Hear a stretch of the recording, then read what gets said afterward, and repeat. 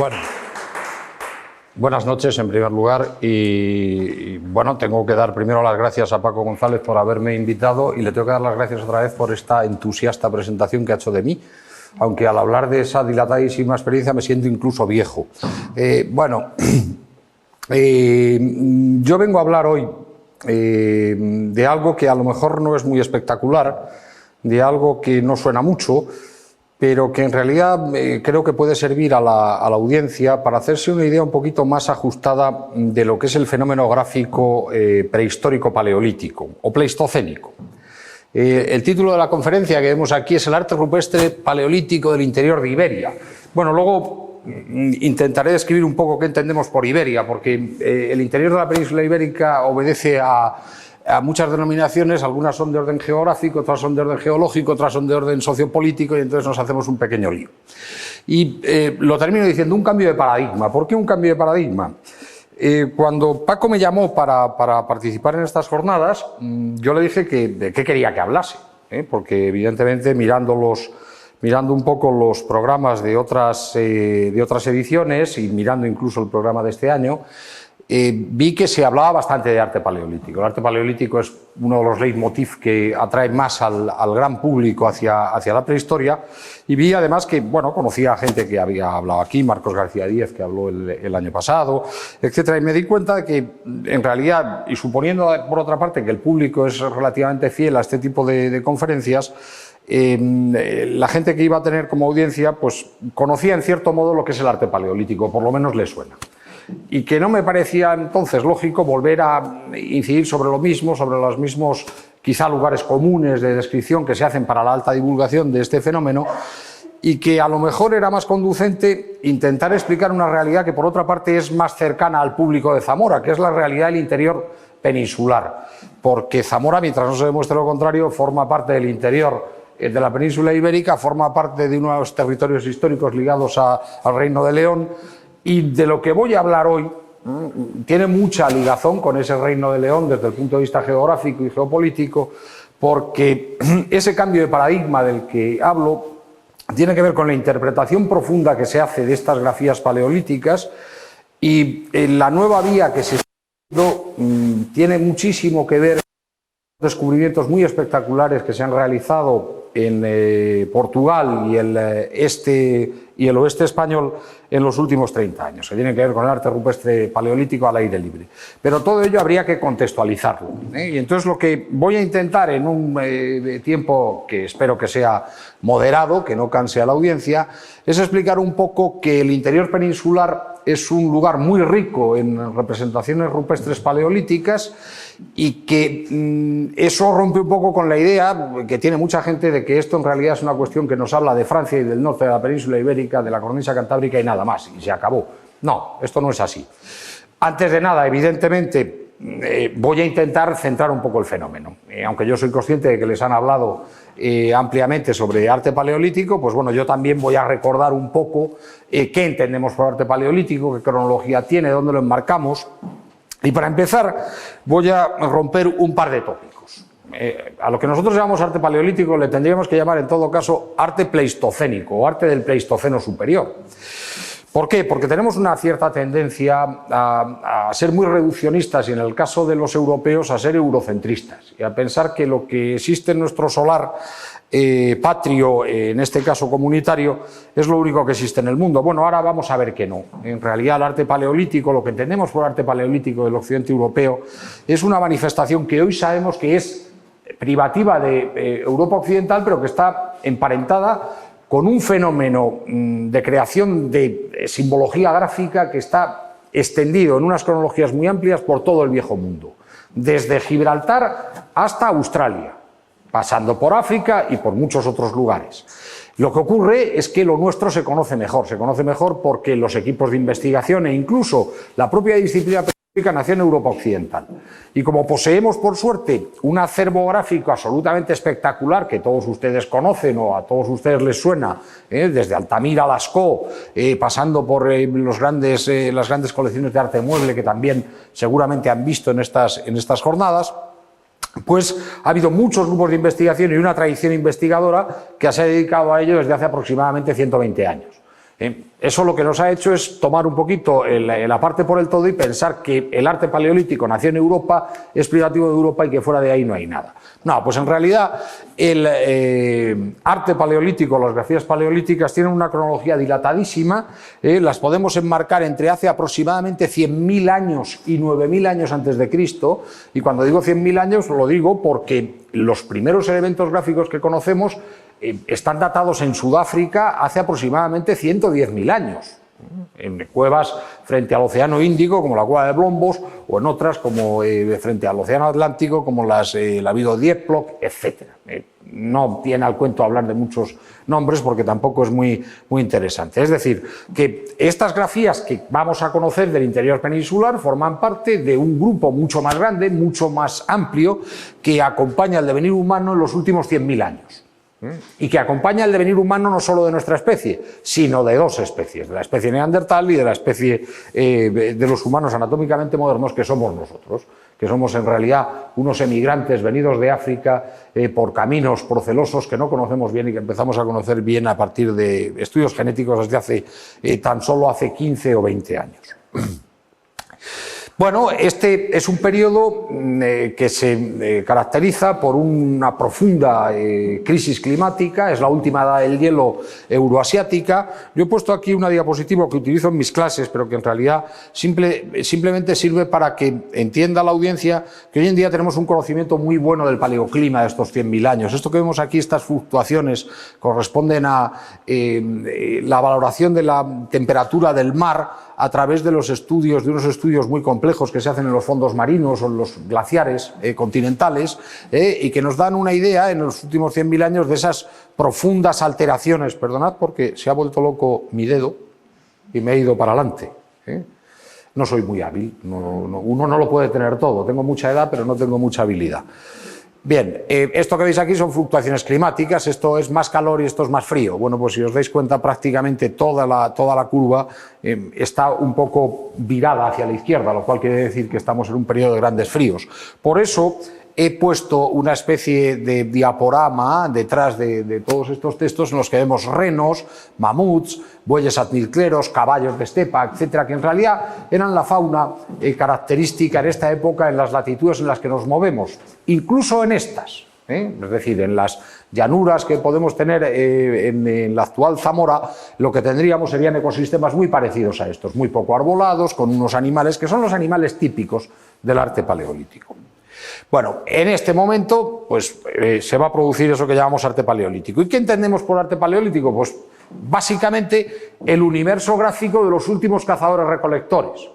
La humanidad o las humanidades que han hollado la Tierra desde hace, hoy en día podemos decir 2,8 millones de años, desde la primera aparición de algo que hemos ligado, de alguna especie que ligamos al género Homo, han vivido de diferentes maneras, desde el punto de vista de su devenir o su lucha vital, pero han tenido una forma de vivir que ha sido enormemente longeva, que es la vida del cazador-recolector, aquel que no produce los medios de su subsistencia, sino que los extrae directamente, los depreda del medio ambiente.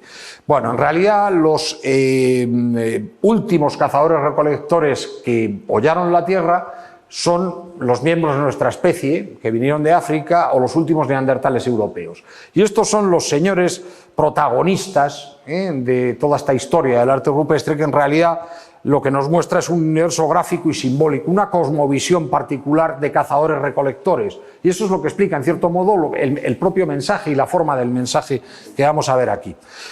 Estos cazadores-recolectores se desarrollan a lo largo de todo el Pleistoceno superior, que como hemos visto tiene aproximadamente 100.000 años. ¿Y qué es lo que nos muestra esto? Pues básicamente un mundo poliédrico que no se limita tan solo a la decoración de las paredes de determinadas cuevas o abrigos calcáreos, sino que sirve para decorar prácticamente toda la vida de estos grupos humanos. Vamos desde las decoraciones de objetos cotidianos, esto que vemos aquí son unos objetos muy curiosos, propios de hace aproximadamente 15.000 años, que se llaman varillas semicilíndricas, en realidad son armas. son puntas de proyectil que, como veis, están decoradas con volutas, con elementos geométricos. Esto que vemos aquí son elementos de adorno personal. En este caso son adornos personales que pertenecieron a un grupo de neandertales de la cueva Arcis-sur-Kir en el Valle de l'Aillon en Francia hace aproximadamente 45.000 años. Son pendientes. Esos pendientes esencialmente lo que nos indican es que estos grupos ya tenían un sentido de la decoración, el ornamento personal y posiblemente tuvieran otros significados de transmisión de información que se nos escapan hoy en día. Bueno, estos elementos además se ven acompañados por lo que es más propio del arte paleolítico, lo que la gente entiende más como arte paleolítico, que son estas representaciones figurativas que van desde formas complejas de animales, este caballo que es una escultura en marfil de la cueva Speleúgues en Francia de hace aproximadamente 16.000 años, o esta extraordinaria estatua del hombre león de Hohenstein-Stadel, que es una de las estatuillas más antiguas conocidas del arte paleolítico, tiene aproximadamente 35.000 años, procede de Alemania, es un ser híbrido, una especie de humano que ha transmutado en león. O esta placa que vemos aquí grabada, con algún caballo, algún reno, etcétera, semejando un poco lo que aparece en las paredes de las cuevas. Es decir, este universo simbólico, sobre todo en el caso europeo occidental, que es al que me voy a referir a lo largo de toda la conferencia, es algo más que pintar en las paredes. Pero ese universo simbólico que acompaña la vida cotidiana en útiles, armas, placas, pequeñas esculturitas que aparecen en los hábitats, llega también a inmovilizarse. Eso que hemos visto antes es lo que llamamos arte portátil o arte mueble, que por definición es móvil, se puede transportar de un sitio a otro, pero está pasando algo. Dinos lo que es. Bueno, sabotaje. Bueno, se inmovilizan las paredes. Y esto, aquí ya entramos directamente en lo que entendemos por arte paleolítico, lo que el gran público entiende por arte paleolítico. Estos inmensos frescos que aparecen en algunas cuevas. He puesto quizá alguno de los más espectaculares. Este, sin duda, y en mi opinión, sin duda alguna, es el... mi opinión es muy importante porque decir mi opinión, sin duda alguna, es un poco fuerte. Ruego que me perdonen. Pero vuelvo a repetir que en mi opinión es el más espectacular que existe en el arte paleolítico. Esto que vemos aquí es una fotografía panorámica de la Sala de los Toros, de parte de la Sala de los Toros de Lascaux, y esto mide 25 metros, de aquí a aquí. Hay que hacerse una idea, por lo tanto, de que estos animales llegan a medir 5 o 7 metros. Son verdaderas obras de arte monumentales que servían evidentemente para impresionar al público de la época casi con toda seguridad. Bueno, esto tiene 15.000 años antes de Cristo. No solo se decoran las cuevas en sentido estricto, subterráneas y oscuras, sino también los abrigos rocosos, aquellos que tienen pequeñas viseras que sirven normalmente de hábitat. He puesto también un ejemplo muy espectacular, en este caso el de la Roche-aux-Sorcières en Francia, de hace 20.000 años, en el que vemos unos bajorrelieves espectaculares. Estos son cabras, estos son caballos. Lo he puesto un poquito la foto sesgada para que se vea el efecto que producía, y al pie de estos enormes bajorrelieves lo que ocurría es que vivían estos señores, en este caso unos grupos que conocemos como grupos solutrenses de la fase media del Paleolítico Superior Europeo. Pero no solo se decoraban cuevas y abrigos, sino que hoy sabemos, y aquí entra la parte más importante y más ligada al espacio geográfico de Zamora o de todo el occidente de la meseta castellana, se decoran simplemente afloramientos rocosos. Esto que tenemos aquí, luego lo veremos más en detalle, es una de las rocas más conocidas del yacimiento de Siega Verde en Salamanca, en el río Águeda, en la ribera del río Águeda, de hace aproximadamente 15.000 años, 13.000 años antes de Cristo, en el que volvemos a encontrar las mismas composiciones, los mismos sujetos con las mismas técnicas y las mismas composiciones que en cuevas o abrigos decorados. Es decir, lo que quiero decir aquí es que el arte rupestre es algo poliédrico, algo que tiene muchas facetas, que no solo son cuevas decoradas, que no solo son pinturas, tenemos esculturas, tenemos grabados, y que en realidad seguramente llenaba toda la vida de los grupos humanos de cazadores-recolectores que los realizaban. Para ver un poquito la dimensión europea de este fenómeno y entender que esto no es solo una cosa del norte de la península ibérica y del sur de Francia, he puesto esta diapositiva. Esta diapositiva creo que también es ilustrativa de otra cuestión. Tenemos que transportarnos a un mundo que no tiene nada que ver con el actual, desde el punto de vista paleoclimático, ni de la vegetación, ni siquiera de las formas continentales. Hace 20.000 años, Europa estaba inmersa en lo que se ha llamado el último máximo glaciar, el momento más álgido de la última glaciación. Haciendo una pequeña valoración que no es fácil de hacer nunca, podemos pensar que las temperaturas mínimas bajaron aproximadamente 10 o 12 grados con respecto a las actuales, las mínimas, y las máximas también. Bueno, pues cada cual haga la cuenta, un poquito la cuenta de la vieja, de cuenta en qué circunstancias nos estamos. No estoy precisamente en una ciudad muy cálida, pero piensen ustedes, si les bajamos 10 grados la media de las mínimas en enero, ¿cómo nos encontraríamos? Bueno, aparte de esta pequeña chanza, lo que ocurre básicamente es que el continente europeo era completamente diferente al actual. Todo esto que vemos aquí sería una enorme masa de hielos continentales, parecidos a los hielos de Groenlandia actuales, o a los hielos de la Antártida, que están encima de Escandinavia, de gran parte de las islas británicas y del norte de las cuencas del Vístula, del Rin, etc. Allí no viviría nadie, sería un desierto polar. Pero esta pérdida de territorio se vería compensada ¿con qué? Con una bajada del nivel del mar. Hoy sabemos que en esta época el nivel del mar bajó de media aproximadamente 100 metros. Y la bajada de 100 metros del nivel del mar, porque el agua se quedaba congelada en forma de grandes glaciares de escudo sobre las masas continentales, implicó que, pues que muchas zonas emergieran. Por ejemplo, el Canal de la Mancha que tenemos aquí no existía, era una llanura apta para el comportamiento humano y animal. De hecho, hay yacimientos muy importantes, no de esta época, de glaciaciones anteriores, en las islas del canal. Esas pequeñas islas que sirven de puente entre Gran Bretaña y Francia. En el caso de la península ibérica esto tenía un efecto más moderado, porque en realidad las plataformas continentales son muy pequeñas e inmediatamente llegamos a grandes profundidades cerca de la costa, pero había una ganancia, por ejemplo, en el Cantábrico de unos 10-15 kilómetros, es decir, cuando uno llega en la actualidad a la cueva de Altamira y le dicen Altamira estaba al lado del mar, estaba a 3 kilómetros en línea recta de la línea de costa, no, a 10 no, estaría a 15 o a 16, es un lugar más bien interior, ¿no? Bueno, en este mundo cambiante y cambiado, los Alpes estarían también bajo un glaciar, pues vamos a tener un comportamiento gráfico enormemente amplio, que no solo está aquí y aquí. Vamos a ver dónde está. Bueno, entre el 36.000 y 10.000 vamos a poner las fechas de desarrollo, y la concentración significativa está en Europa Occidental, es lo que conocemos, pero ¿dónde? Bueno, lo más occidental que conocemos sería esto, Gibraltar.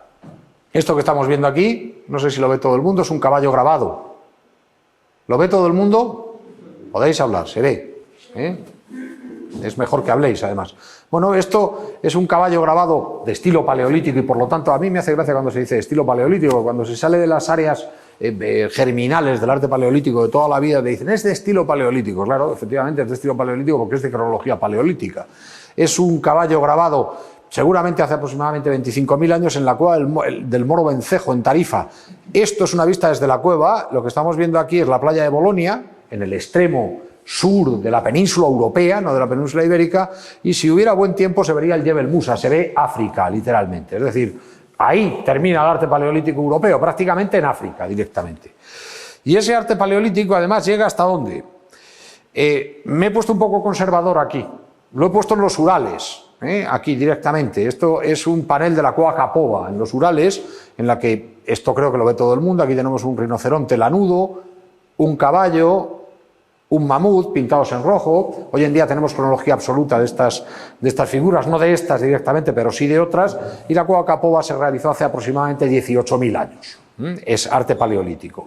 Bueno, pues en realidad el fenómeno gráfico ocupa todo el hinterland europeo, y de hecho ya sabemos que llega hasta la meseta de Altai, y cada vez la investigación nos está llevando más lejos. Pero lo que sí tiene es una concentración muy significativa en Europa Occidental. Y en Europa Occidental, para que nos demos cuenta de que ese estereotipo de que esto es solo cantábrico del sur de Francia es falso, podemos señalar estos núcleos que he puesto aquí con colorines. Uno muy interesante, el núcleo siciliano. En Sicilia hay arte paleolítico, en la isla de Sicilia, que en aquel momento no era una isla, estaba ligada al continente. Otro muy interesante, el núcleo de las cuevas andaluzas, al que en cierto modo pertenece la cueva del Moro Vencejo, la cueva La Pileta, cuevas que se conocen desde hace más de 100 años, cuevas muy interesantes. Otro muy interesante, el siempre bien conocido y el que se suele tomar prácticamente por el todo arte paleolítico, que es el núcleo cántabro-pirenaico, en la vertiente norte y sur de los Pirineos y en la cornisa cantábrica. En realidad la cornisa cantábrica, en el fondo geológicamente o geomorfológicamente, perdón, es la continuación de la cadena pirenaica, por lo tanto el grupo es muy homogéneo. Y el otro gran grupo lo tendríamos en el suroeste francés, con grupos en la Dordoña, en el Lot, incluso en el Valle del Ródano. Bueno, lo que quiero hacer con esta fotografía o con esta diapositiva un tanto coloreada es que la gente vea que el fenómeno no se circunscribe solo al mundo franco-cantábrico, como se explicaba en la escuela hace mucho tiempo. Nosotros nos vamos a fijar en este mundo, en el mundo del interior peninsular, y vamos a ver que también dentro de ese mundo hay contrastes muy importantes que tienen que ver con el desarrollo de la investigación e incluso con ciertas motivaciones sociopolíticas de última hora. Bueno, pues aparte de eso, habría que decir que la investigación, que está avanzando muchísimo, nos dice que hoy en día hay arte paleolítico en muchos más sitios.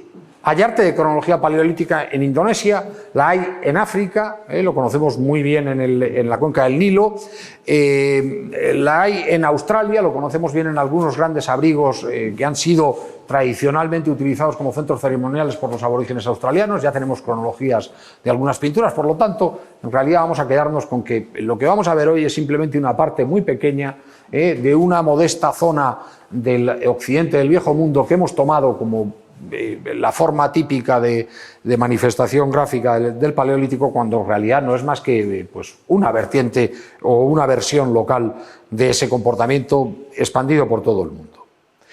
Bueno, y para terminar voy a decir un poco qué es el arte paleolítico desde el punto de vista temático. No me voy a meter en técnicas ni en cosas de este tipo porque ya sería muy largo. Bueno, los polos del discurso gráfico pleistocénico son tres. El primero, evidentemente, es la fauna. ¿Por qué? Porque estamos hablando de cazadores-recolectores, de gente que además, más que cazadores-recolectores, son muy cazadores y algo recolectores. Esto tiene una explicación antropológica, la conocemos muy bien, y que está muy ligada además a las variaciones del clima. En el mundo en el que se desarrolla el arte pleistocénico que vamos a ver nosotros, que es el de la península ibérica o el de Europa occidental, que es un mundo glaciar, la biomasa vegetal es muy pobre. Es muy pobre porque hace mucho frío. Por lo tanto, en las sociedades de cazadores-recolectores que son responsables de estas grafías, de este simbolismo, en realidad tiene un sesgo más cazador que recolector. Eso lo sabemos hoy por etnología, por antropología comparada. Sabemos, por ejemplo, que si comparamos a un bosquimano, a un kung del Kalahari, que vive en zonas ecuatoriales, lo que hace fundamentalmente es vivir de los vegetales, recolecta muchísimo y complementa su dieta cazando. Pero prácticamente en un 80% 20. 80% vegetales, 20% proteínas animales. Si subimos hacia el norte, un poco como tendríamos que hacer para imaginarnos a los cazadores-recolectores del Paleolítico europeo, nos podemos encontrar con cazadores-recolectores como los inuit, los antiguos esquimales. La palabra esquimal está un poco proscrita en la actualidad porque es peyorativa y no se debe decir. Los inuit, que son una tribu boreal. Bueno, los inuit son cazadores-recolectores que, al contrario que los que viven en el Ecuador, lo que hacen es cazar, fundamentalmente porque no tienen vegetales disponibles, entonces cazan muchísimo y recolectan muy poco. Bueno, pues en el caso del discurso gráfico paleolítico que conocemos nosotros, que corresponde a una época en la que había una profunda crisis climática de enfriamiento en todo el hemisferio norte, lo que vamos a encontrar es fauna. Y la fauna típica que encontramos en el caso europeo es esta, la fauna fría. Esto todo el mundo lo ve, es un bisonte de la cueva de Fondegón, de hace aproximadamente, vamos a colocarlo en 16.000 años del presente, y esto que vemos aquí es un reno de la cueva de Trois-Frères en los Pirineos.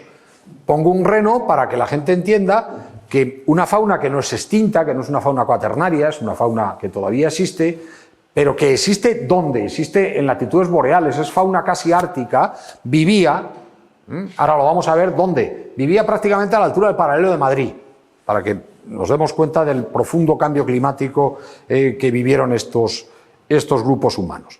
Ahora bien, ¿todos los cazadores-recolectores del mundo tienen este mismo discurso de fauna? No, adaptan evidentemente su discurso gráfico a la fauna de la que dependen o a la fauna con la que conviven. Pongo aquí algunos ejemplos que son bastante modernos y que suponen una novedad para la gente. Esto es arte paleolítico de otros lugares. Concretamente, este es arte paleolítico de Indonesia y es el arte paleolítico animalista o figurativo más antiguo que conocemos, de hace 40.000 años. El problema es que en Indonesia, que está prácticamente a la altura muy cerca del Ecuador, de la línea del Ecuador, la glaciación era mucho menos acusada que en Europa y por lo tanto los animales son diferentes. Estos son unos animales extintos, es lo que se llama un cerdo ciervo pintado de manera naturalista y esto es una especie de cáprido local, junto con manos en negativo, que son elementos típicos del arte paleolítico de todo el mundo. Bueno, evidentemente en Indonesia estos señores que eran cazadores-recolectores lo que hacían era pintar animales, pero no iban a pintar bisontes porque no había. Y esto proviene sorprendentemente de una cueva que hemos visto, la cueva Kapova, en los Urales. ¿Alguien sabe lo que es este animal? Es un camello bactriano, un animal que existe en la actualidad, que es un animal adaptado profundamente al clima frío, al clima árido. Bueno, pues lo que pintaban estos señores, aparte de esos mamuts que hemos visto, son animales que existen en la actualidad, pero que formaban parte de su entorno, de su ecosistema de fauna, como este camello bactriano. Bien, eso sería la parte del primer polo, el más importante, el que llama más la atención, que no es cuantitativamente el más importante. El siguiente serían lo que ha llamado alguien, a mí no me gusta esta palabra, pero la pongo un poco quizá para mofarme de ella, ideogramas, que parece que son, un ideograma es algo con forma de idea y las ideas no tienen forma. Bueno, yo le llamaría signos. Y esos signos geométricos son la mayoría de las representaciones que conocemos. Elementos que no tienen referentes en la realidad ni en la naturaleza. Pongo aquí algunos de los más antiguos. Por ejemplo, este viene de Blombos Cave, estos dos, son fragmentos de ocre, de mineral de ocre, que han sido o bien pintados con elementos triangulares o bien grabados haciendo rejillas. Esas dos piezas de ocre tienen más de 90.000 años de antigüedad. Son algunos de los elementos de arte mobiliar más antiguos conocidos en el mundo, provienen de Sudáfrica. Y luego tenemos este peculiar conocido como el hashtag de Gibraltar, que proviene del suelo de la cueva de Gorhams Cave, en la ladera, en la vertiente oriental del Peñón. Bueno, Gorhams Cave tiene un yacimiento extraordinario, muy bien conocido, que en su base lo que tiene es un asentamiento neandertal.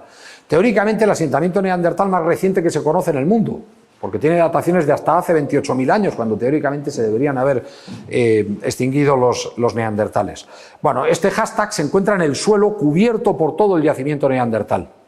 Es decir, este símbolo, tan curioso, que parece un hashtag, por eso se le llama así, fue realizado por individuos antes de que hubiera un asentamiento neandertal en la cueva, y eso nos lleva a unas cronologías de aproximadamente 60.000 años y nos lleva casi con toda seguridad a un grafismo que no tiene que ver con nuestra especie, sino con un origen, con una especie diferente. Esos serían símbolos muy antiguos. Luego tenemos otros signos muy típicos del arte paleolítico, muy bien conocidos, más modernos, que serían estos magníficos signos abstractos que aparecen en paneles de cuevas como el Castillo o la cueva de Nio en Francia, y que representan en un inventario todavía no muy actualizado más del 70% de las representaciones gráficas que conocemos en las cuevas de las paredes europeas.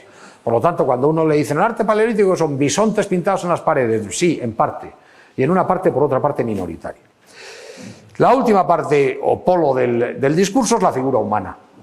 La figura humana es una figura relativamente naturalista en el arte paleolítico y la sacamos fuera porque, aunque tiene tratamiento naturalista en algunos casos, en otros no. ¿Cuándo tiene el tratamiento naturalista? Cuando hablamos de figuras femeninas. Esta es una figura archiconocida de hace 26.000 años aproximadamente, la Venus de Lossel, en el centro de Francia, proviene de un abrigo, es una figura hecha en bajo relieve, también se la llama la Venus del cuerno, lleva un cuerno de bisonte. representa lo mismo que esas pequeñitas estatuas que seguramente conoce todo el mundo, que son las Venus que se llamaban antes Venus perigordienses y que deberíamos llamar Venus gravetienses, la Venus de Willendorf, etcétera. Es lo mismo, solo que inmovilizado en una pared.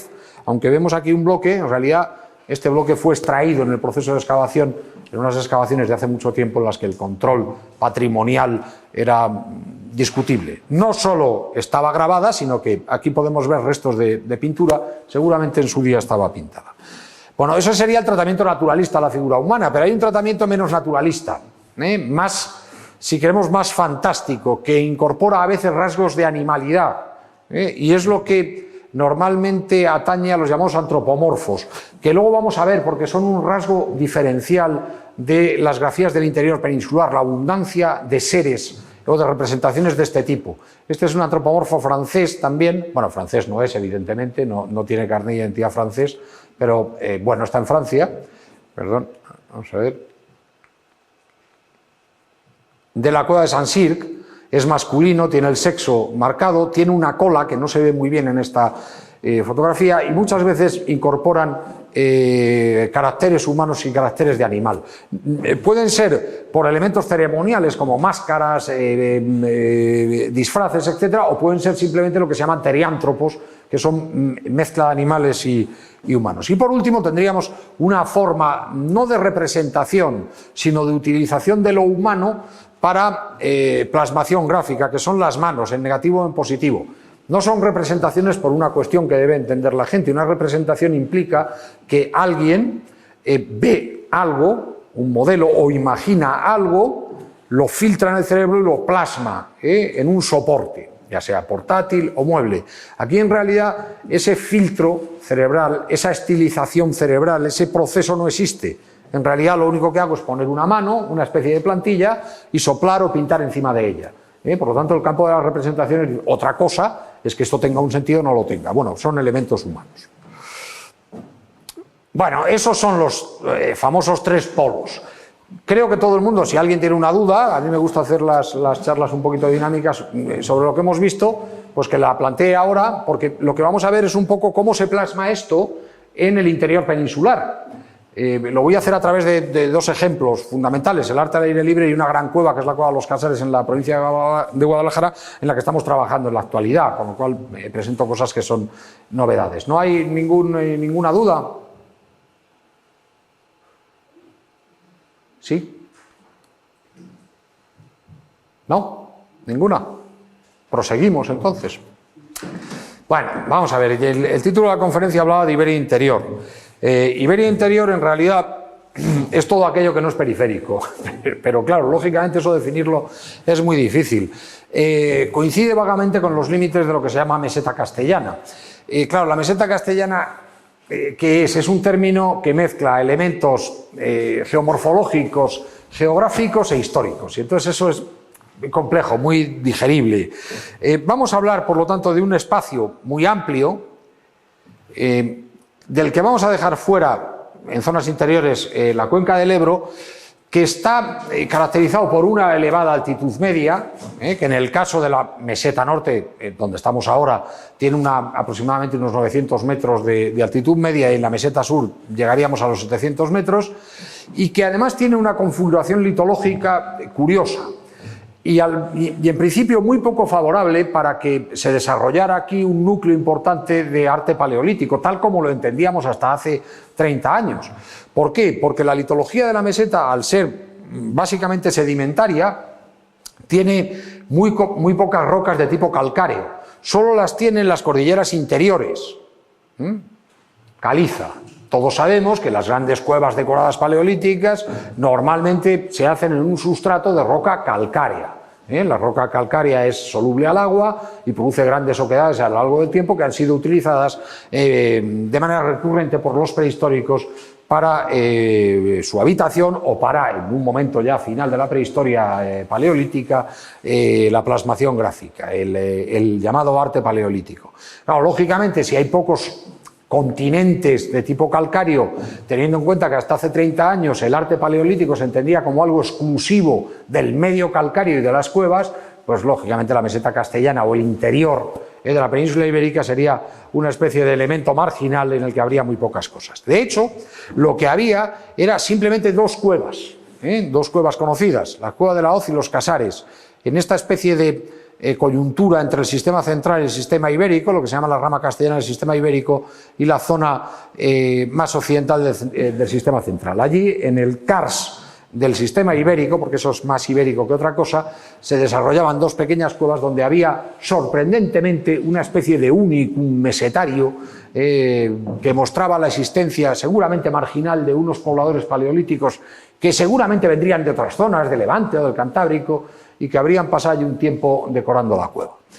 Bueno, esto estaba así hasta aproximadamente 1970.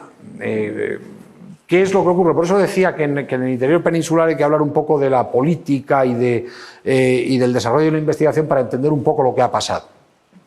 Pues lo primero que ocurre es que a partir de los años 70 empieza a haber equipos de investigación que se dedican a prospectar, a buscar. Si uno no busca una cosa, no la encuentra.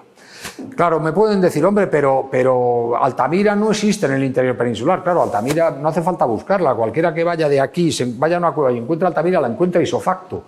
Lo que ocurre es que a día de hoy en Europa Occidental hay aproximadamente unos 600 cuevas decoradas o 600 yacimientos con arte paleolítico, que son muchos. Y Altamira y Lascaux hay dos.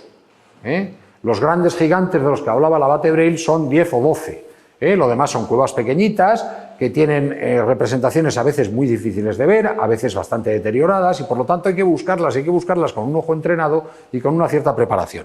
Bueno, eso lo primero que hizo fue crear un núcleo en la zona calcárea mucho más importante. Aparecieron la cueva de la Griega, apareció la cueva del Cojo, la cueva del Turismo, la cueva del Reno, todas ellas en la provincia de Guadalajara, ligadas en gran parte a la actividad de nuestro propio área de conocimiento en la Universidad de Alcalá. Pero, es decir, pasamos de 2 a 6 yacimientos, que es una multiplicación importante. Todo esto estaba muy bien, pero lo verdaderamente importante se desencadenó a partir de la década de los 80, de finales de los 80, cuando comenzaron a aparecer o a reconocerse en toda la raya hispano-portuguesa una serie de yacimientos que no utilizaban cuevas, y además mal las podían utilizar porque toda esa zona es de litología paleozoica, no tiene caliza y lo que tiene son esquistos y pizarras, lo mismo que podemos encontrar en la provincia de Zamora, lo mismo. Y yo no dudo además que en la provincia de Zamora, en los valles fluviales, con el tiempo aparecerán yacimientos como algunos de los que voy a mostrar aquí. ¿Y qué es lo que apareció? Pues un yacimiento muy importante primero en España, que es el yacimiento de Siega Verde, donde hay más de 500 figuras en la ribera del Águeda, figuras que en principio eran de estilo paleolítico, no, son paleolíticas, tienen todas las características del paleolítico superior. Y posteriormente, en un río paralelo, afluente sur también del Duero, como el Águeda, en el COA aparecieron toda una serie de yacimientos que conforman el conjunto de grabados rupestres al aire libre más importante del mundo, de la paleolítica, con miles y miles y miles de figuras en un ciclo que ocupa desde el 25.000 al 10.000 antes del presente, en este caso ya con cronologías asociadas, cronologías relativas, dataciones, etcétera. Con el tiempo todo esto está empezando a expandirse para todas partes. En el Alto Sabor están apareciendo yacimientos del mismo tipo, han aparecido al sur ya en el Valle del Tajo, en Sésere, en Ocrecha, han aparecido en el Guadiana, en la zona de Molino Manzánez, etcétera. Es decir, toda esta zona lo que tiene, incluso han aparecido aquí en Domingo García, en los afloramientos de esquisto del centro de la meseta. ¿Qué quiere decir esto? Lo vamos a ver ahora. Pero en realidad lo que yo voy a proponer en las próximas diapositivas es qué encontramos en las cuevas castellanas, en las cuevas que se entendían como típico arte paleolítico, y compararlo después con lo que ha aparecido en el oeste, en el occidente, para que nos demos cuenta que es conceptualmente lo mismo, exactamente lo mismo, y eso trae aparejado no solo que esta zona sea muy importante desde el punto de vista patrimonial, sino un cambio de paradigma e interpretación del arte paleolítico que ha arrasado toda una serie de teorías y de cajones desastre y lugares comunes que se han venido diciendo desde hace 100 años y que hoy en día no se pueden sostener de ninguna manera. Bueno, en realidad estos son elementos que tampoco tienen mucha importancia. Lo que sí es importante decir que esto es una zona tradicionalmente marginal y siempre se dijo que por su elevada altitud media la zona interior de la península fue una especie de desierto vital durante la glaciación. porque haría mucho frío, porque habría muy poca biomasa, etcétera. Bueno, esto lo estamos desmintiendo o demoliendo poco a poco. En realidad lo que ha pasado aquí es que más que un desierto vital lo que había era un desierto investigador. Porque los investigadores, atraídos evidentemente por lo espectacular del fenómeno paleolítico en la periferia de la península, no solo en el Cantábrico, en Levante también, en Andalucía o en la zona portuguesa, en la zona del estuario del Tajo, pues se iban allí, como es lógico, y el interior era una cosa bastante desconocida, bastante despoblada, bastante dura de trabajar, y ¿qué os voy a contar? Que no sepáis ya de lo que es el interior, no solo en el Paleolítico, sino en todo. Yo soy de Guadalajara, imaginaros lo que puede ser esa provincia comparada con la periferia. Todavía nos queda un pueblo sin luz. Bueno, pues esto evidentemente lo podemos trasladar un poco también a los estudios sobre Paleolítico. Bueno, en los grupos que he puesto, lo único que he hecho es poner unos colores diferentes a aquellos que son al aire libre y a aquellos que pertenecen al núcleo central, a un núcleo norteño que no he comentado porque prácticamente está ligado al arte cantábrico, y a algunos yacimientos más o menos aislados, pero muy importantes, que están en la submeseta sur, incluido el de Maltravieso, donde tenemos una datación que liga las representaciones de manos, iguales a las que hemos visto ahí, a comportamiento de grupos neandertales, no de nuestra especie, es decir, es un yacimiento tremendamente importante. Bueno, vamos a hablar un poco de las cuevas castellanas, las cuevas que hay en el centro de Castilla. Su concentración ya la hemos visto, está entre el sistema central y el sistema ibérico, y en realidad son un conjunto de cuevas de moderado desarrollo, no son cuevas muy grandes, el karst que hay en la zona donde hemos localizado el arte paleolítico, porque hay un karst muy importante en el ibérico, en la zona oriental de la actual Comunidad Autónoma de Castilla-La Mancha, en Cuenca y en Guadalajara, hay un karst de enorme desarrollo, pero suele ser un karst vertical que no es muy útil para esto. Bueno, son cuevas pequeñitas, a veces de muy moderado desarrollo. En el caso de esta, que es la cueva del Reno, en Valdesotos, en el Valle del Jarama, en Guadalajara, es una cueva que mide tan solo 40 metros, y en 40 metros hay más de 60 figuras pintadas y grabadas, es decir, es una cosa un poco excesiva. No tienen contexto arqueológico en general, es decir, aunque nosotros hemos promovido excavaciones arqueológicas en esas mismas cuevas, a sus alrededores, hemos encontrado contextos arqueológicos directos que nos permitan datarlas de una manera objetiva. Tampoco tenemos dataciones, aunque lo estamos intentando, directas de los pigmentos de las cuevas. En el caso de la cueva de los Casares hemos intentado dataciones, pero prácticamente no ha habido manera de hacerla. Y en realidad lo que tenemos es un conjunto de cuevas en las que predomina normalmente el grabado. Aquí hay que hacer un pequeño esfuerzo. Yo no sé si todo el mundo ve esto. La Griega es una cueva segoviana. Si ve todo el mundo un caballo que tiene aquí la cabeza, el lomo, ¿lo veis? ¿Hay alguien que no lo vea? Bueno, son grabados más o menos profundos que tienen un estilo un tanto austero. Yo siempre he dicho que es un estilo castellano y por lo tanto austero y poco dado a la gollería norteña o a la gollería francesa, y por lo tanto las cosas son un poquito más rudas. Aquí tenemos otro caballo, en este caso pintado, lo veis, de la cueva de los Casares, pintado en rojo, tiene dos orejas, es el prótomos, la parte de la cabeza. Este sería un caballo pintado en la cueva del Reno. Tiene una serie de concreciones que le han salido, que estamos intentando datar por series de uranio para ver si conseguimos una fecha mínima. De momento no hemos tenido éxito. Aquí habría otro caballo. Y aquí tenemos un ciervo. Este es un poquito más difícil de ver. Tiene aquí el lomo, el vientre, la pata delantera, aquí tiene la cabeza y el cuerno muy perdido. Un ciervo de la cueva del Reno. Luego veremos algunas figuras que se ven mejor. Bueno, en general lo que vamos a ver son elementos mayoritariamente grabados, no pintados. Cuando digo grabados son aquellos que se hacen sustrayendo un poquito de materia, que se ven muy mal ahora, pero yo llamo la atención siempre a la gente sobre una cosa. Esto lo vemos muy mal ahora. Este caballo nosotros estimamos que puede tener aproximadamente unos 24.000 años de edad, desde que se realizó. Y hoy en día lo que ocurre es que está patinado, lo vemos muy negro el grabado, pero en el momento que se hizo con un buril o con una lasca, sería como pintar en un encerado, en una pizarra, directamente, como pintar en blanco. Por lo tanto, el grabado en realidad es un procedimiento también cromático, de contraste cromático, que era bastante espectacular en su momento. Bueno, vamos a ver algunos ejemplos de la cueva más emblemática de las cuevas castellanas, que es la cueva de los Casares, que se descubrió ya su arte paleolítico en 1930, es decir, la conocemos desde hace mucho tiempo, era prácticamente el único documento rupestre estimable de la meseta. Es una cueva con grabados, que tiene muy poca pintura, pero que es muy indicativa temáticamente de lo que vemos en la meseta, que es una temática muy propia, muy intransferible del lugar. La cueva de los Casares tiene algunas de las figuras grabadas más impresionantes del arte paleolítico mundial, son figuras casi a tamaño real, por lo tanto, aunque estemos hablando del interior y de un arte un tanto adusto, castellano y triste, hablando un poquito en broma, estamos hablando de un documento de una gran importancia. Bueno, normalmente lo que vamos a encontrar en estas cuevas es una fauna dominada por estos animalitos, que todo el mundo los ve, ¿no? Yo siempre he puesto aquí la chuleta, son caballos. Este caballo es aproximadamente de este tamaño.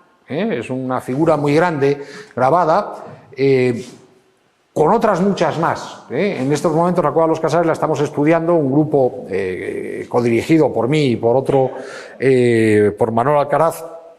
Estamos trabajando en ella desde hace 5 años. Lo que ocurre es que el estudio del arte rupestre es tremendamente difícil, la cueva está muy deteriorada, los grabados son muy difíciles y, bueno, con el tiempo creo que conseguiremos algo, pero solo con el tiempo. Bueno, aparte del elemento caballo y el elemento bóvido que vamos a ver luego, que es el típico, grandes bóvidos y caballos como elementos típicos de la sintaxis del arte paleolítico del interior, tenemos todos una serie de animales de clima muy frío que ilustran un poco las características paleoclimáticas del lugar. Este animalito que veis aquí, os pregunto por este, ¿sabe alguien qué es? Un carcayú. Pero bueno, así le llaman en Canadá y en Estados Unidos. Es un glotón, efectivamente, se llama carcayú también, o carcayú. Es un animal de clima boreal ártico en la actualidad. Es una especie es un mustélido, prácticamente un oso en miniatura, enormemente voraz, enormemente violento y bastante peligroso. Así que no se debería jugar con él. Bueno, pues este carcayú, me ha gustado la alusión, aparece en las paredes de la cueva de los Casares. Aquí lo tenéis, pequeñito, con su cola hacia atrás, en este caso él tiene la cola hacia abajo, y con la pata hacia adelante. Las representaciones de glotón no son extrañas en el arte paleolítico, son bastante raras, pero no son extrañas. El que haya glotón en la cueva de los Casares, que se encuentra en la provincia de Guadalajara, en el centro de la península ibérica, ilustra un poco las condiciones paleoclimáticas que existían cuando se grabó eso. Cuando se grabó esa pared había glotones en la zona. Bueno, los glotones en la actualidad están en Canadá, están en las montañas rocosas o están en Siberia. Imaginemos un poquito, por lo tanto, ese contraste con la fauna actual. Aquí tenemos otro elemento arquetípico de la fauna de la cueva de los Casares y que también aparece al aire libre. ¿Alguien sabe lo que es? Un león de las cavernas. El león de las cavernas es un gran felino que desapareció a finales del Pleistoceno de la fauna europea, pero que a veces es representado en el arte paleolítico. En el caso de la cueva de los Casares es un animal fundamental. Los animales más grandes y las grandes composiciones están dominadas por leones, por grandes leones. Luego veremos otro.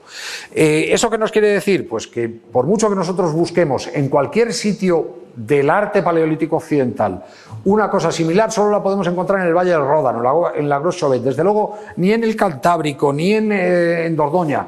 Eso no se hace en ningún sitio. ¿Y eso qué nos diría a nosotros sobre los paneles de la cueva de los Casares? ¿Son propios de unos señores que han venido a veranear a la meseta desde Levante o desde el Cantábrico? No parece lógico. Si un señor viene de Altamira y dice me voy a ir al sur a pasar el verano, lógicamente sería el verano porque suben en altura y pasaría mucho frío, y voy a pintar una cueva. Bueno, pues el señor que viene de Altamira pintaría un bisonte. Parece lógico, no va a pintar otra cosa. No, aquí se creaban otras cosas. Eso quiere decir que en realidad, y eso nos hizo sospechar desde un principio que íbamos a encontrar más cosas, que esto forma parte de unos códigos expresivos que funcionaban ¿dónde? En el interior de la península, no fuera. El mensaje tiene el significante genérico del arte paleolítico: fauna de tipo naturalista, signos, Las técnicas son las mismas, grabados, etc. La forma de componer es la misma, superposiciones, elementos abigarrados en las paredes de las cuevas. Ahora bien, los temas son diferentes. ¿Todos veis el felino grabado? Aquí tiene la cabeza. Cabeza, el ojo, la oreja va hacia atrás. Aquí tiene el dorso, la pata delantera, el vientre y una pata trasera muy grande. ¿Lo veis? Bien, tiene, fijaros lo que tiene aquí, una especie de azagaya o de venablo clavado en la barriga, cosa que también es típica. Muchas veces en el arte paleolítico hay elementos que nos avisan de las prácticas de caza, etc. Bueno, estos elementos de la cueva de los Casares se complementan con otros de clima frío que explican un poco pues, la adaptación de las grafías del interior de la meseta a lo que era el hinterland mesetario en aquellas épocas. Esto que veis aquí es un animalito que se extinguió hace aproximadamente 20.000 años o 15.000 años en Europa occidental, llamado rinoceronte lanudo.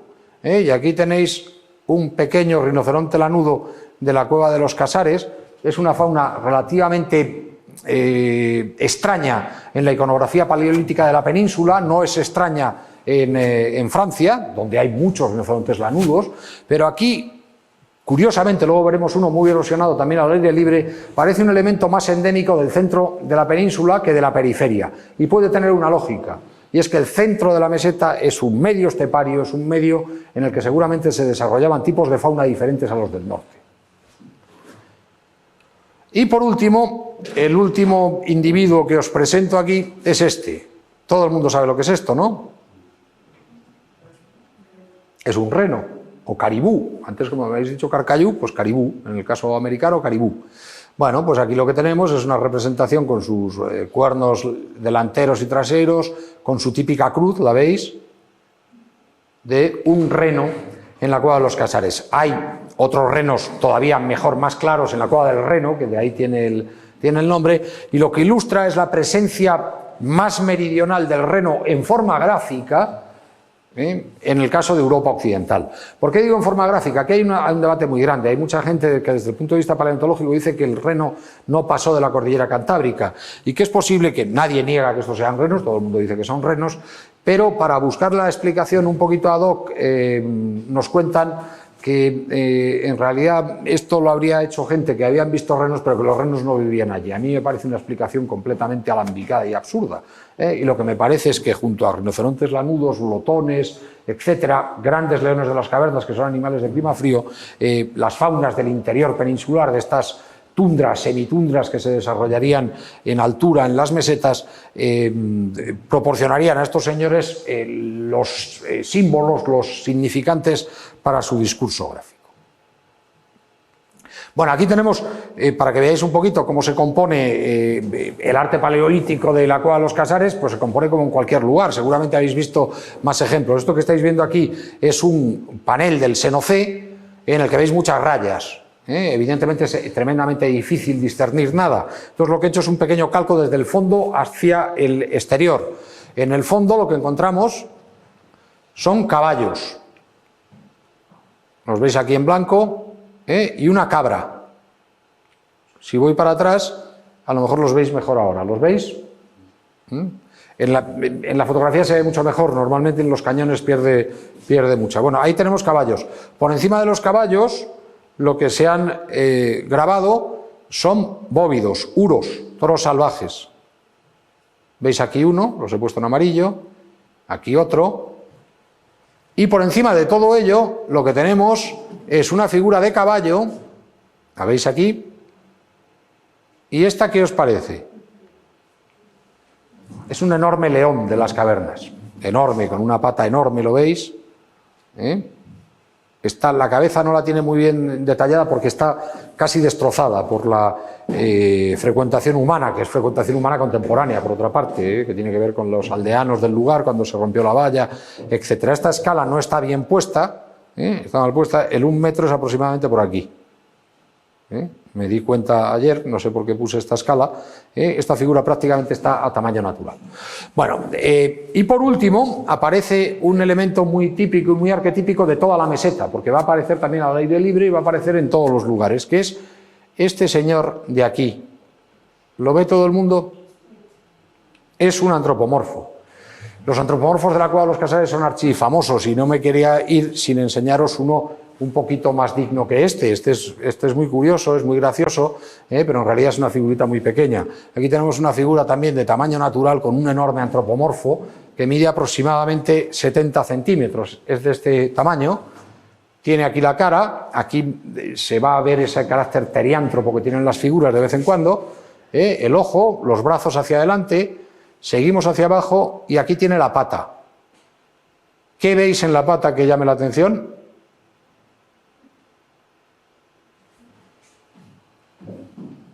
¿Nadie lo ve?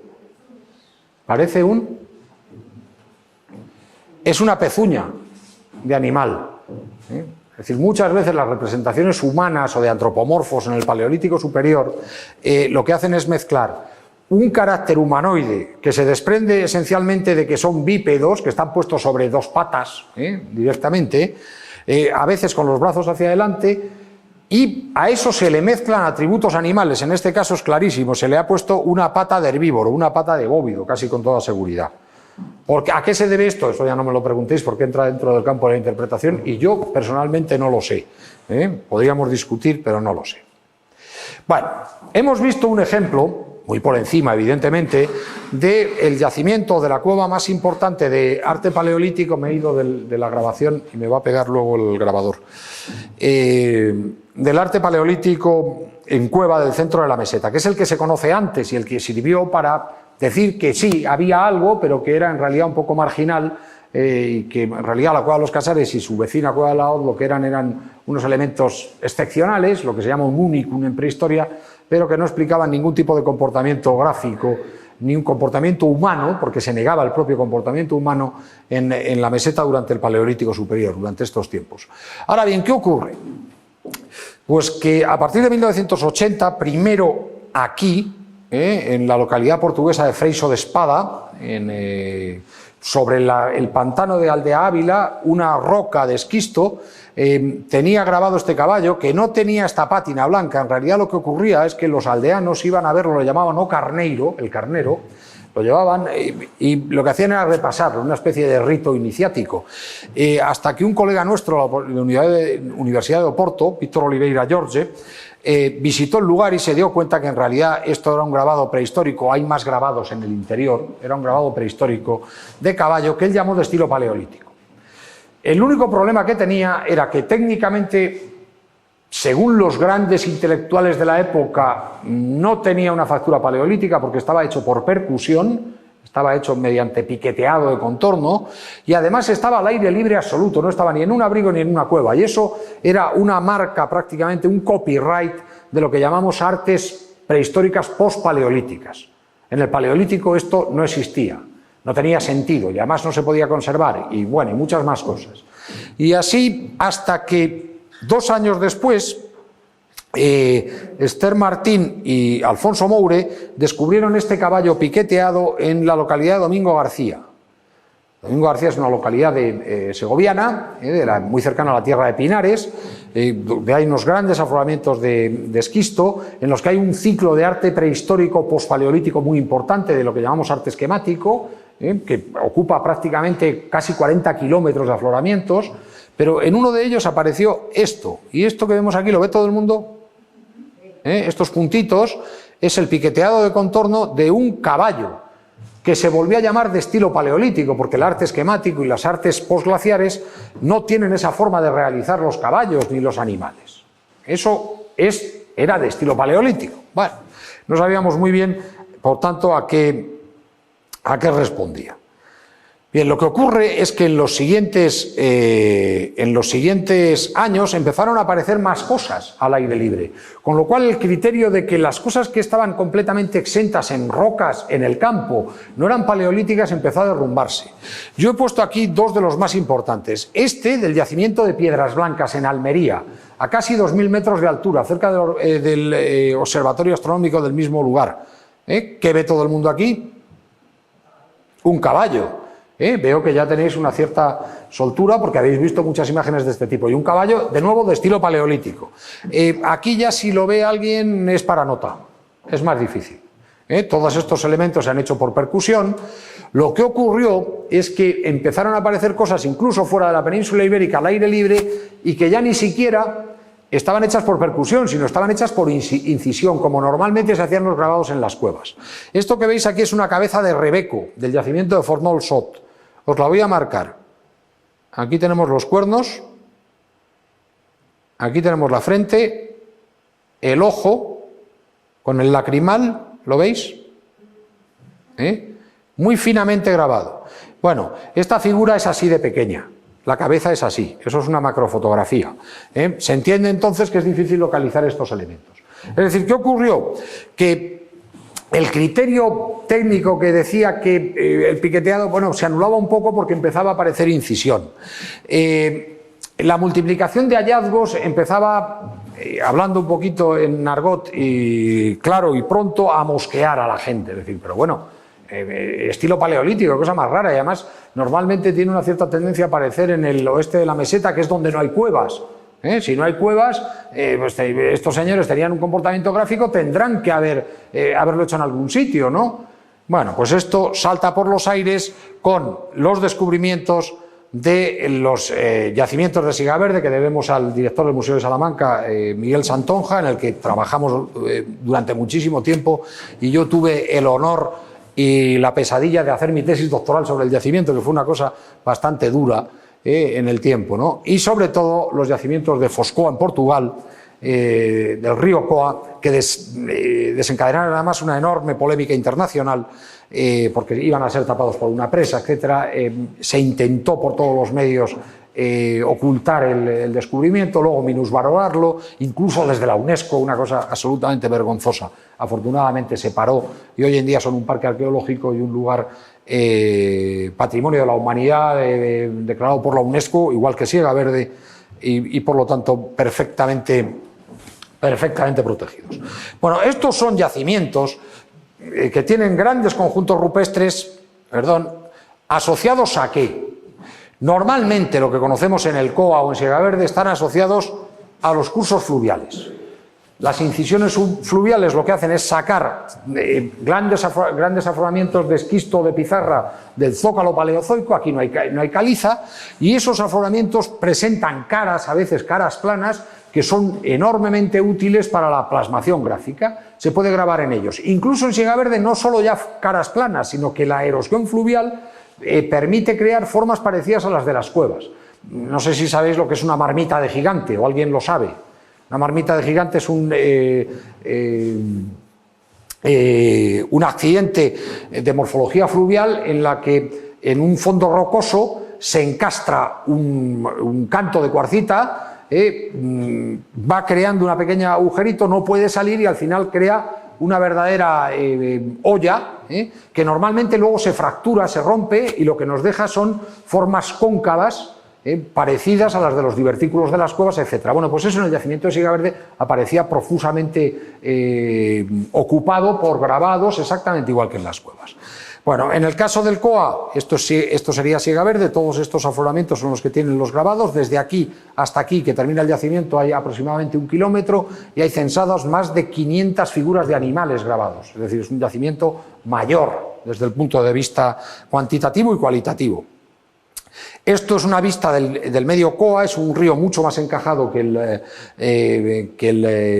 Águeda, y en realidad los grabados suelen ocupar o bien las playas fluviales o bien los arroyos laterales y los caminos que unen la penillanura superior, que está a unos 300 metros por arriba, con el valle del río. Es decir, lo que nos muestran básicamente es que se colocan en lugares extraordinariamente estratégicos. De hecho, Siega Verde es un vado natural. Todos conoceréis, me imagino por cercanía, los Arribes del Duero y el Parque Natural, o si no los conocéis os suenan. Bueno, pues desde Ciudad Rodrigo hasta la confluencia del Águeda con el Duero al norte en los Arribes, el último vado, paso natural vadeable, es el vado de Siega Verde. ¿Qué quiero decir con esto? ¿Eso existía en el Pleistoceno? Evidentemente. Seguía siendo el único vado del río. No deja de ser sorprendente que aparezca un enorme yacimiento ahí. Lo digo para adelantarme un poquito al final sobre ese cambio de paradigma del que os he hablado. Bueno, los análisis de los yacimientos nos han servido para ver que son muy variados, que tienen una estructura gráfica como en las cuevas, incluso en Sigaverde hablamos nosotros de cueva al aire libre, porque en realidad los paneles y la organización topográfica o topoiconográfica de las figuras es similar a la de las cuevas, completamente similar, es decir, en realidad lo que tenemos es una cueva sin cueva. Y eso nos ha servido para reciclar un poco la interpretación final de la organización del arte paleolítico subterráneo. En el caso del COA es ligeramente diferente, pero también es muy parecido. ¿Qué es lo que ocurre, por otra parte, después de 20 años de estudio? Que sabemos que el fenómeno al aire libre no es un fenómeno aislado, es un fenómeno muy desarrollado, con muchísimas figuras y que además tiene una profundidad cronológica muy importante. Las figuras más antiguas del COA, como mínimo, se nos van a 26.000 años antes del presente, y las más modernas llegan a traspasar el fin de la glaciación, llegan al Holoceno, son de lo que llamamos estilo 5 o primer arte posglaciar europeo. Por lo tanto, hay un continuo decorativo de casi 17.000 años en toda esta zona del occidente de la meseta. Vamos a ver un poco algunas imágenes para que veáis que son exactamente o muy parecidas a las que vemos en las cuevas, con un salto conceptual, y es que técnicamente son diferentes. Pero técnicamente son diferentes porque no es lo mismo un esquisto que la roca caliza. Bien, aquí lo que tenemos es un uro, un toro, un uro. Hemos visto algún uro antes, en el caso de Lascaux, etcétera, que se parece mucho a estos. Este es un uro del yacimiento de Cañada de Inferno. Está hecho una técnica bastante laboriosa. Lo primero que se hace es un piqueteado de contorno, es decir, se percute todo el perímetro del animal y después se abrasiona ese trazo hasta crear un trazo prácticamente en V, pulimentado, que es francamente muy visible. Una de las características que explica esta repetición constante de estas técnicas es la conservación. Al aire libre lo que tenemos, salvo en un caso, en el yacimiento de Falla, son todo grabados. ¿A alguien se le ocurre por qué no hay pintura? Porque es muy difícil conservar pintura al aire libre durante 20.000 años. A la intemperie es complicadísimo. De hecho, lo único que conocemos de pintura, que es el yacimiento de Falla, está en una especie de abrigo hecho en una cuarcita muy dura, que ha protegido literalmente las figuras de la intemperie. Eso explica bastantes cosas. Yo lo que os voy a enseñar aquí son fundamentalmente animales. Prácticamente en el COA no hay signos, o hay muy pocos signos. ¿Por qué? Porque pensamos que seguramente los signos estaban pintados. De hecho, los signos geométricos en las cuevas también tienen una particular atracción por la técnica de la pintura, más que por la técnica del grabado. Claro, si nosotros nos encontramos ante unos yacimientos en los que se pinta una cosa y se graba otra, cosa que es muy normal en el arte paleolítico, y están en la intemperie, lo que nos va a llegar ahora es solo una parte, y es la parte grabada, que son los animales. Bien, después de esta digresión seguimos mostrando animales. Aquí tenemos, estos son animales de la fase arcaica, antigua del COA, de hace aproximadamente 22.000 años, 23.000 años. Todo el mundo ve lo que es esto, ¿no? ¿Un caballo? No, un caballo más raro, ¿no? Es una cabra. Está mirando para atrás y para adelante. Aquí tiene la cabeza y aquí tiene otra. Uno de los modismos más curiosos del COA es una forma de representar el movimiento que se llama, o que llamamos técnicamente de una manera un tanto fatua, porque la verdad es que es una perogrullada, el movimiento por multiplicación de extremidades. Bueno, aquí la extremidad es la cabeza, y entonces lo que se muestra es una cabra mirando hacia el frente con sus cuernos, un macho cabrío en este caso, y mirando hacia atrás. Es enormemente típico de esta fase del COA. Además es un modismo completamente regional. Volvemos a lo mismo, esto no se conoce prácticamente en ningún sitio del mundo, esta forma de actuar. ¿Se explicaría esto entonces mediante el traslado de artistas perigurdinos del Perigord que vienen de vacaciones aquí? No, lo harían también allí, ¿no? Por lo tanto, estamos ante algo personal e intransferible. Bien, el COA tiene una fase muy antigua. El yacimiento de Sigaverde, en realidad, desde el punto de vista cronológico, seguramente forma el núcleo intermedio cronológico. Estaría entre hace 15.000 y 18.000 años. Y luego en el COA vuelven a aparecer elementos todavía más modernos. En Sigaverde tenemos elementos que estilísticamente son un poquito diferentes. Todo el mundo ve qué animal tenemos aquí. un toro, pero un toro, vamos, prácticamente de lidia, pero aquí tenemos un caballo, y aquí tenemos otro animalito, ¿lo veis? Una especie de cánido, seguramente un zorro, que también aparecen en el arte paleolítico. Bueno, si os dais cuenta, este panel, que es un panel muy conocido de siega verde, que está al lado del puente, pues repite un poco los modelos que se ven en las cuevas, es decir, animales a diferentes tamaños, sin guardar reglas de perspectiva, sin tener el suelo figurado, etcétera. Es decir, la sintaxis es la misma, porque son paleolíticos. Y en este caso, los toros, si nos damos cuenta, son un poco diferentes a los toros del Coa. Estamos separados por 30 kilómetros en línea recta del Coa. La única explicación de que sean un poco diferentes es una explicación de orden cronológico. Hay una cierta evolución estilística, un cierto cambio estilístico a lo largo del tiempo que hace que los modos de grabar o de pintar varíen. En el Coa esta fase no está representada, en realidad lo que tenemos son dos grandes bloques, uno antiguo y otro muy moderno, y la fase intermedia de la zona está claramente representada en siega verde. Aquí tenemos dos figuras bastante erosionadas. Hay que tener en cuenta que el yacimiento de siega verde sufre la erosión fluvial directamente. Hay algunas figuras que están directamente en el vaso fluvial. Todo el mundo ve aquí una figura de caballo, pequeñita, la cabeza, la crinera, la cola, el vientre. ¿Lo ve todo el mundo? Bueno, si yo me fuera hacia atrás, este caballo pequeñito, que es un caballo de este tamaño, ¿no os recuerda un caballo de la Cueva de los Casares? Que tenía la misma crinera. En realidad, este caballito lo que muestra es un arquetipo muy propio de la meseta, que tiene una serie de modismos muy típicos de la meseta, que se repiten constantemente. Hay otro caballo aquí, Aquí tenéis la cabeza, ¿la veis? El pecho, la línea dorsal y una gran crinera. ¿Lo veis? Están en una situación de oposición. Bueno, aquí tenéis una marmita de gigante. Siempre cuento la anécdota. Esta marmita de gigante, que se observa muy bien, está desmontada. Esto, si os dais cuenta, es como circular. Evidentemente la fotografía no lo muestra. En realidad, cuando llegamos al yacimiento a estudiarlo, no era un panel paleolítico, sino el local de una peña recreativa. Para que veáis un poco con qué luchamos de vez en cuando. Tuvimos, todo esto estaba pintado, la peña Pepinillos, me parece que se llamaba, y estaba todo esto pintado. ¿Veis aquí la pintura blanca? Hemos quitado la que se ha podido. No es recomendable, por otra parte, utilizar decapantes ni elementos muy fuertes porque puede romper la roca. Bien, lo pongo como ejemplo de la utilización de un relieve, muy parecido al de las cuevas, en las que lo que hay son muchos elementos grabados. ¿Veis uno muy importante? Este, ojo, cuerno, cabeza y dorso. Es un gran toro. Bueno, aquí si tuviéramos tiempo, que no lo tenemos porque luego me pasaré si no, nos daríamos cuenta que hay un caballo, no se ve muy bien, que tiene aquí la cabeza. Aquí hay otro caballo, este es muy famoso en las cosas de siega verde.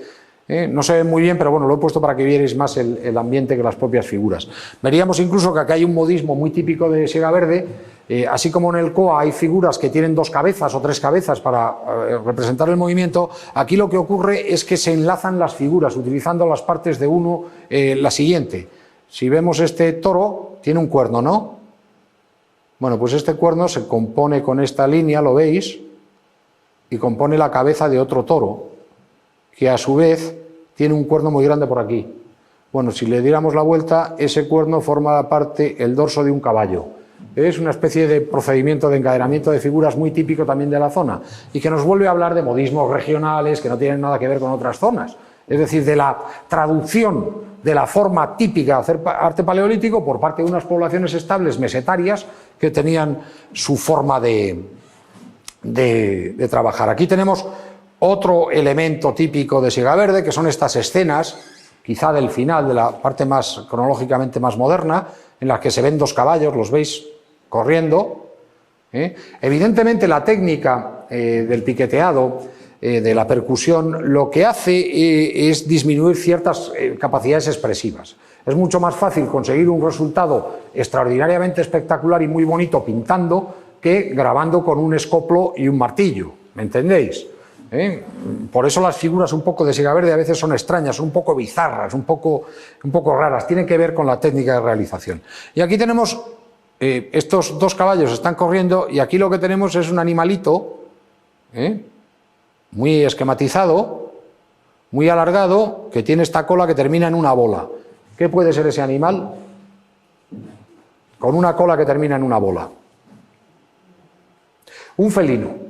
No sabemos muy bien, es una representación bastante esquematizada de felino. Volvemos a encontrar, hay más felinos en Sigaverde, hay felinos en la cueva de la Griega. Volvemos a encontrar unas faunas muy raras en el resto de toda la península ibérica, aquí, en el centro o en el interior peninsular. ¿Qué veis aquí?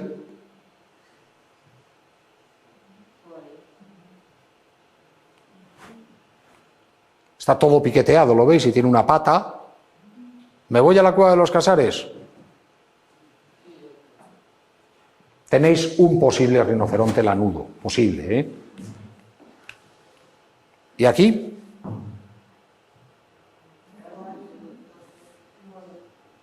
La cabeza, unos bracitos hacia adelante y unas patas aquí. Una ardilla. Ardilla más rara. Es un carnívoro y es una forma muy típica de representar a los osos, con los brazos hacia adelante, con un cuerpo masivo, no se ve entero, pero tiene las patas aquí. Las patas, un cuerpo masivo y una cabeza relativamente globular. Volvemos a lo mismo, el piqueteado es capaz de hacer algunas cosas, pero otras no. En realidad aquí estamos trasladando una forma de hacer que es muy fácil en pintura a una cosa que es bastante difícil en esta técnica que es casi escultórica. Bueno, volvemos al Coa. Este le vais a ver muy mal. En realidad es un antropomorfo muy famoso de Ribeira de Piscos. Este antropomorfo no se ve nada, ¿no?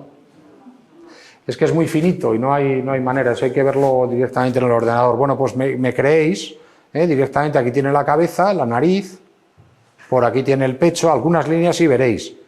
Esta es la espalda.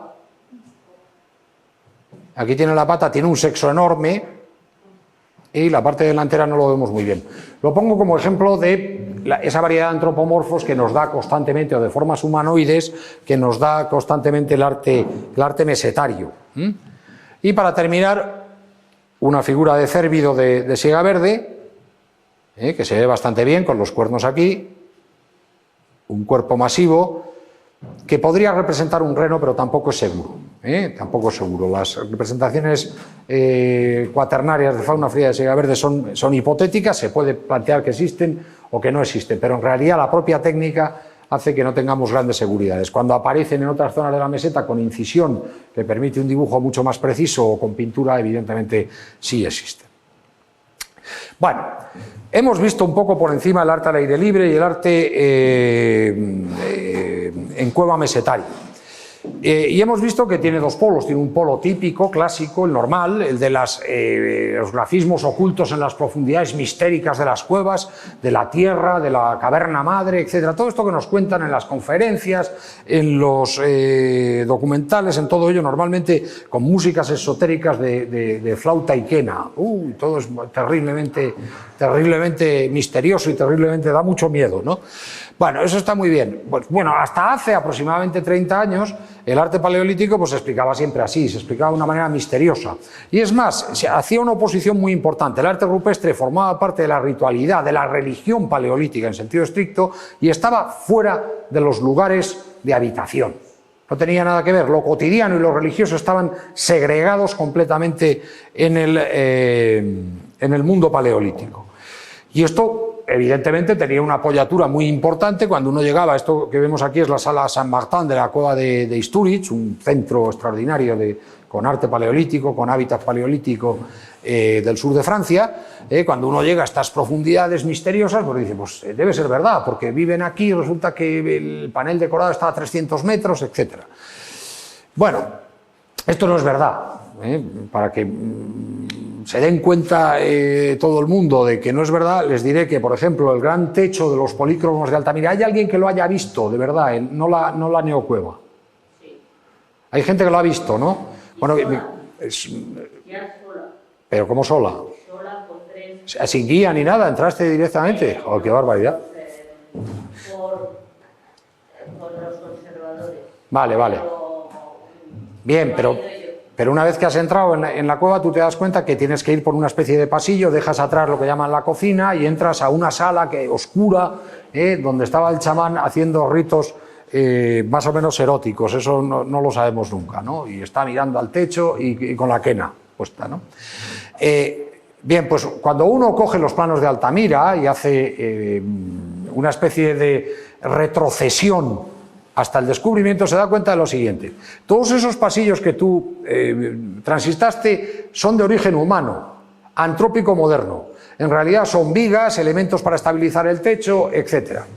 Altamira, cuando la pintaron, ese techo estaba exactamente donde vivía la gente, al fondo de la sala. Es decir, esto es el yacimiento, donde están los últimos sentados estaría la sala de los polícromos y llegaría a la penumbra. Es decir, ese centro ceremonial de misterio terrible y música exotérica estaba donde estos señores hacían su vida cotidiana. Por lo tanto, lo que nos han contado toda la vida no es verdad, para empezar. Yo he trabajado, o llevamos trabajando mucho tiempo en la cueva de Tito Bustillo, que es una cueva enorme en Ribadesella, y en realidad había un yacimiento y las pinturas estaban a 500 metros. No, bueno, toda la sala donde está el yacimiento, que es un yacimiento enorme, está llena de pinturas por todas partes. Por lo tanto, esto, para empezar, ya no era cierto. Pero bueno, se podía mantener, porque hay muchos yacimientos en los que los grafismos estaban alejados completamente de lo cotidiano. Nos enseñaron uno que todavía no estaba muy estudiado, un trozo aparte. Bueno, en realidad Altamira no está muy estudiado nada, o sea que ahí te engañaron un poco. ¿Había más dibujos? Sí, la parte del final, la cola del caballo, etcétera, lo que es la cueva de... etcétera. Bueno, en realidad cuando salimos al exterior y nos da un poco el aire y nos quitamos los efluvios de las drogas del chamán, nos encontramos con este prado tan bonito en el que vive la gente, que tiene sus decoraciones. Esto es unos dibujos de Peñascosa, y en realidad tenemos que empezar a cambiar de alguna manera la interpretación. Claro, aquí lo del chamán, lo del baile, lo del misterio, lo del miedo, lo de la ocultación no cuela. No cuela de ninguna manera. ¿Por qué? Porque en muchos yacimientos del COA, en muchos conjuntos del COA, a 20 metros están los lugares donde vivía la gente. Es decir, lo que están haciendo es monumentalizar el paisaje. El sitio en el que viven, lo que están haciendo es llenarlo de imágenes. De imágenes religiosas, seguramente, pero también de otra cosa. Son formas de comunicación, forma de apropiación del territorio. ¿Lo entendéis? Bueno, esto, lógicamente, la aparición del arte al aire libre en la península ibérica lo que ha desencadenado es un fenómeno de búsqueda en otros lugares. Y ahora está apareciendo en zonas siberianas, en el macizo de Altai, ha aparecido en Alemania. Tardará en aparecer en Francia, pero básicamente porque la litología francesa no permite la conservación de elementos al aire libre. Si uno tiene una litología esencialmente calcárea, cuando uno graba una cosa al aire libre, no en una cueva, y pasan 10.000 años, la superficie calcárea desaparece, porque se meteoriza, se disuelve. ¿Qué ocurre en el occidente de la meseta? ¿Que estos señores eran especiales? ¿O eran muy brutos y no querían ir a las cuevas? ¿O les daba mucho miedo? No, que no tenían cuevas, y que en realidad grababan, sin ser geólogos, en unos perfiles rocosos que tienen una capacidad de conservación extraordinaria, los esquistos, y han permitido que llegue hasta nuestros días algo que, como digo en estas pequeñas conclusiones, con esta foto del toro que hemos visto antes, con el cánido dentro del puente de Siega Verde, han permitido que entendamos o que empezamos a vislumbrar varias cosas. La primera, que el interior peninsular no es nada marginal en el arte paleolítico occidental. De hecho, se ha convertido en un elemento central. Desde el punto de vista cuantitativo. ¿Por qué? Porque si juntamos las representaciones del Duero, el Guadiana, el Tajo, etcétera, tenemos más representaciones rupestres acumuladas seguramente que en toda la Dordoña, que es el centro más grande de Francia, de arte paleolítico. Por lo tanto, marginal cualitativamente no, cuantitativamente no, cualitativamente tampoco. No vamos a entrar en cuestiones. Nosotros, por otra parte, tenemos una visión arqueológica de esto, no desde el punto de vista de la historia del arte. Evidentemente, la cueva de Lascaux creo que es insuperable desde el punto de vista del valor estético y de la impresión escenográfica que produce, ¿ya? Pero yo me dedico a la arqueología a intentar explicar desde el punto de vista histórico qué significa esto, no desde el punto de vista estético, ¿no? Una vez que sabemos que esto es muy importante, que esta zona es enormemente importante, tenemos que empezar a razonar y a pensar lo siguiente. Esto en todo es simplemente la adaptación del lenguaje paleolítico a una litología diferente. Pero claro, si me doy cuenta que en una zona que no tiene calizas pero que tiene esquistos se ha grabado al aire libre de una manera con profusión, con enorme profusión, lo que tengo que empezar a pensar es que en realidad llevamos equivocados 100 años y estamos tomando la parte por el todo. Y lo que en realidad debe ser una cosa excepcional, que está mediatizada por el efecto conservador que tiene el ambiente de las cuevas, es el arte subterráneo. Lo normal, lo lógico, una vez visto esto, es que las sociedades paleolíticas llenaran todo su espacio de imágenes que en realidad eran imágenes, seguramente ahora lo diré con un mensaje más abierto que el simplemente religioso, porque por otra parte las explicaciones unívocas no llevan a ningún sitio. Y que en realidad nosotros hayamos visto la magnífica conservación de las cuevas como un elemento que nos indicaba que solo se hacía eso en las cuevas. No, lo que pasa es que solo se conserva así en las cuevas. Pero lo lógico es pensar que el mensaje habitual fuera este, y que lo que es excepcional, lo que es especial, es la conservación en cuevas de mensajes de este tipo. Y evidentemente esta constatación lo que nos supone a nosotros, y eso lo planteamos nosotros, evidentemente hay gente que no piensa lo mismo, hay gente que no piensa lo mismo y está en su derecho, a mí me parece que están equivocados, pero está en su derecho. Es que en realidad la mera existencia de estas formas, que además están empezando a aparecer por todo el mundo, no solo en la península ibérica, lo que indican es que la oposición entre lo cotidiano, lo ritual y lo religioso es inexistente. ¿A dónde vamos? Durante 100 años se ha entendido el arte paleolítico como una manifestación de la religiosidad de los pueblos paleolíticos. Se ha intentado explicar el arte paleolítico como una manifestación religiosa, y eso lo explicaba. Eso primero es una explicación absolutamente unívoca. Segundo, se da de tortas con lo que sabemos de la etnografía comparada. Los pueblos cazadores-recolectores, los que llamamos, entre comillas, en estado natural, no tienen comportamientos, eso lo dijo ya hace mucho tiempo un señor muy conocido, Maurice Godelier, un etnógrafo de formación marxista muy conocido. Esos pueblos en realidad no compartimentan su comportamiento, es decir, no tienen una fase lúdica, otra económica, otra sexual y otra religiosa. En realidad normalmente su comportamiento es una mezcla de todo ello. Es decir, estos señores no salen el domingo a la iglesia, no van el domingo a la cueva a rezar al dios bisonte, ni tienen un comportamiento exclusivamente económico, salen el lunes a cazar.